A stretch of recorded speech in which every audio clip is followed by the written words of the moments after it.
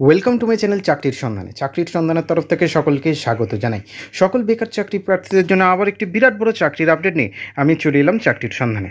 এবারে শুধুমাত্র মাধ্যমিক পাস যোগ্যতায় রাজ্যের গ্রাম পঞ্চায়েতে নতুন কর্মী নিয়োগ করা হবে। মাধ্যমিক পাস করে থাকলেই হবে এবং একটু কম্পিউটার জানলেই আবেদন করতে পারবেন। সম্পূর্ণ বিনামূল্যে আবেদন করতে পারবেন যে কোনো ভারতীয় নাগরিক অর্থাৎ পশ্চিমবঙ্গের যে কোনো জেলার প্রার্থীরা।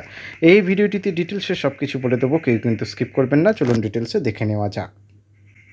দেখুন, নিয়োগ করা বা ITCRPSে এই পদে আবেদন জানানোর জন্য আগ্রহী প্রার্থীকে যে কোনো স্বীকৃত বিদ্যালয় অথবা শিক্ষা প্রতিষ্ঠান থেকে উচ্চ মাধ্যমিক পাশ করে থাকতে হবে। একই সঙ্গে প্রার্থীকে বেসিক কম্পিউটার অপারেটিং সম্পর্কে ধারণা রাখতে হবে। প্রার্থীকে অবশ্যই একজন মহিলা হতে হবে এবং সেই সঙ্গে স্থানীয় সেলফ হেল্প গ্রুপের সদস্য হতে হবে। আবেদনকারী প্রার্থীর অবশ্যই একটি অ্যান্ড্রয়েড মোবাইল থাকতে হবে।